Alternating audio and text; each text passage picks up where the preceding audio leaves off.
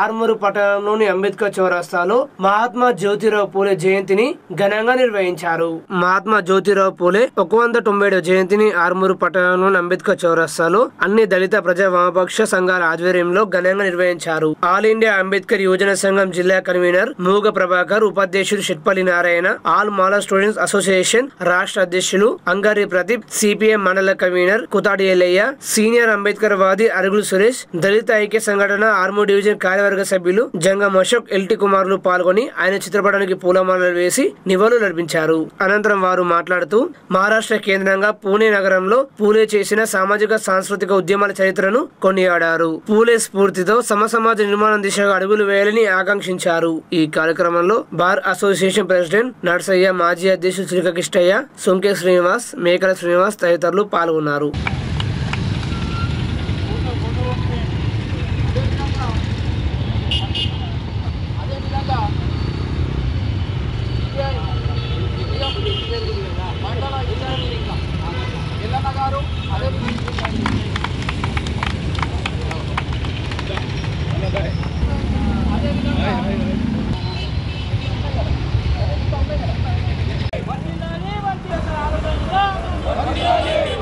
ఒక 198 మహాత్మా జ్యోతిరావు పూలే జయంతిని పురస్కరించుకొని ఆర్మూర్లో ఎస్సీ, ఎస్టీ, బీసీ మైనార్టీల ఆధ్వర్యంలో జరుగుతున్న ఈ కార్యక్రమానికి ఇచ్చేసిన ప్రతి ఒక్కరికి ధన్యవాదాలు తెలుపుకుంటూ, ఏదైతే జ్యోతిరావు పూలే చూపినటువంటి మార్గాన్ని, వాళ్ళు చూపినటువంటి ఆశయాలను, వాళ్ళు ఏదైతే భారతదేశంలో పోరాడినటువంటి తత్వము, కులతత్వం మీదనే కావచ్చు, సామాజిక అంశాల మీదనే కావచ్చు, వారు ఏదైతే పోరాడి మార్గాలు చూపిండ్రో ఆ మార్గాలకు అనుకూలంగా ఈరోజు జాతిని ఏకమై వారి కార్యక్రమాలను ముందుకు తీసుకుపోవాల్సిన అవసరం ఉన్నదని తెలియజేస్తూ ఉన్నాను.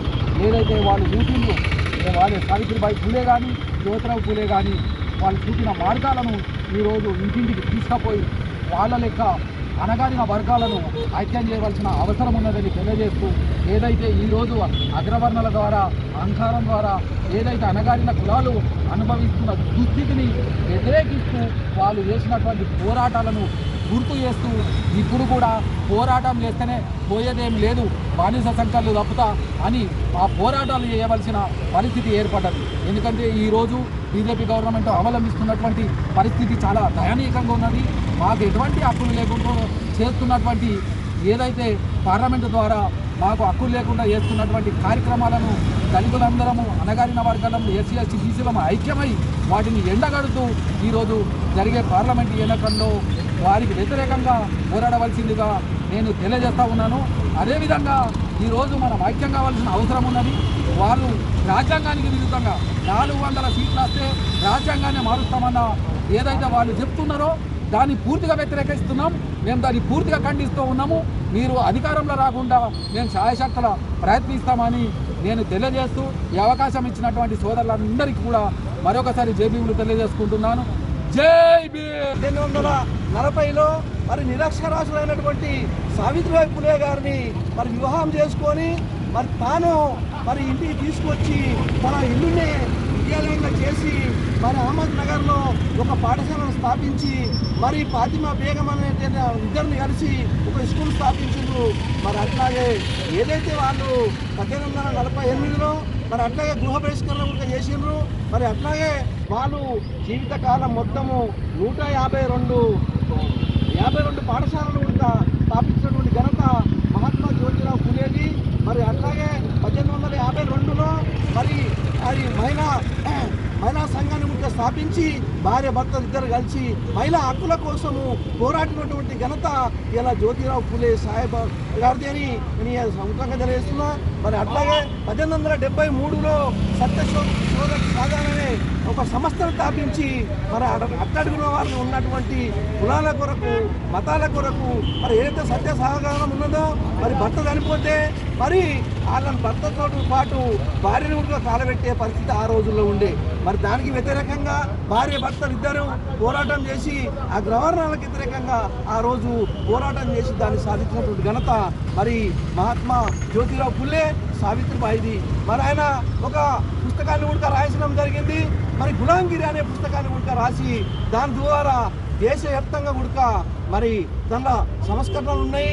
మరి అన్ని ఉడక ప్రతి ఒక్కరు చదివి మరి అందరికీ వినిపించి ఆయన యొక్క ఆశయాన్ని ఉడక ప్రజల్లోకి తీసుకుపోయి ఇప్పుడు ఉన్నటువంటి యూత్కి కానీ నేటి తరం వచ్చే బాలనకు కానీ మరి అవన్నీ చెప్పాల్సినటువంటి అవసరము ఇప్పుడు ఉన్నటువంటి ప్రభుత్వం మీద మరి దళిత సంఘాల మీద బడుగు బలహీన వర్గాల పైన ఉన్నదని నేను తెలియజేసుకుంటూ మరి నాకు ఈ అవకాశం ఇచ్చిన మీ అందరికీ మరోసారి మరి ఉద్యమం వందనాలు తెలియజేస్తున్నాను. నిజంగా కూడా ఆనాడు సాంఘిక విప్లవోద్యమాలకు అట్లాగే స్త్రీ దాస్య విముక్తికి వ్యతిరేకంగా విద్యా విప్లవాన్ని, విద్యా విత్తనాలని సమాజంలో నాటి సమాజమంతా కూడా విద్య ద్వారానే చైతన్యమవుతుందని చెప్పేసి మానవ మెదళ్ళు వికసించాలంటే అది విద్య ఒకటే మార్గం అని చెప్పేసి ఆనాడు విద్య లేనిదే వివేకము లేదని, వివేకము లేక పురోగతి లేదు, పురోగతి లేక విత్తము లేదని చెప్పేసి ఇన్ని అనర్థాలకు కారణం ఒక విద్యనే. కాబట్టి ఆ విద్య అనేటువంటిది నేర్చుకుంటేనే మనమంతా కూడా బాగుపడతామని చెప్పేసి ఆనాడు తన జీవిత కాలంలో తన భార్యకు మొట్టమొదటిగా చదువు చెప్పి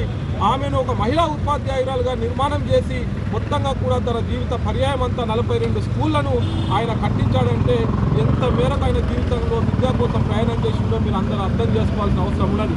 ఆనాటి బ్రిటిష్ ప్రభుత్వము హంటర్ కమిషన్ వేస్తే కూడా హంటర్ కమిషన్కు మాకు ఏ విధమైనటువంటి రాయితీలు అవసరం లేదు, కేవలము మాకు విద్యను అందించండి, విద్య ద్వారానే ఆత్మగౌరవం వస్తుంది, ఆత్మగౌరవం ద్వారానే మేము ఈ యొక్క దేశంలో సమూలమైనటువంటి మార్పులకు నాంది పలుకుతామని చెప్పినటువంటి గొప్ప మహనీయుడు మహాత్మా జ్యోతిబా పూలే. ఇందాక అనేక మంది పెద్దలు ఎల్లన్న లాంటి వాళ్ళు అనేక మంది చెప్పారు. సత్యశోధక సమాజ నిర్మాణం కావచ్చు, గులాంగిరి పుస్తకం కావచ్చు, సుబోధ్ రత్నాకర్, భావన్ కాశీ లాంటి అనేకమైనటువంటి పుస్తకాలను, కావ్యాలను రచించి ఈ మొత్తంగా ఈ దేశంలో అనేకమైనటువంటి సామాజిక సంస్కరణ నిర్మాణం చేయడానికి ఎస్సీ, ఎస్టీ, బీసీ మైనార్టీలు సామాజికంగా, ఆర్థికంగా, రాజకీయంగా, సాంస్కృతికంగా నిలబడ్డప్పుడే ఈ దేశంలో నిజమైనటువంటి చరిత్ర ఉంటుందని చెప్పినటువంటి గొప్ప మహానుభావులు పూలే సావిత్రిబాయి పూలే. కాబట్టి వారి యొక్క జయంతి సందర్భంగా ఇక్కడికి ఇచ్చేటటువంటి ప్రతి ఒక్కరు కూడా మేము ధన్యవాదాలు తెలియజేసుకుంటా ఉన్నాం. వారి చరిత్రను ఇంకా రానున్న రోజుల్లో మొత్తంగా కూడా తీసుకెళ్లడానికి మేమందరం కూడా తీవ్రంగా ప్రయత్నం చేస్తామని చెప్పేసి సందర్భంగా విజ్ఞప్తి చేస్తూ ముగిస్తా ఉన్నాం. జై భీమ్.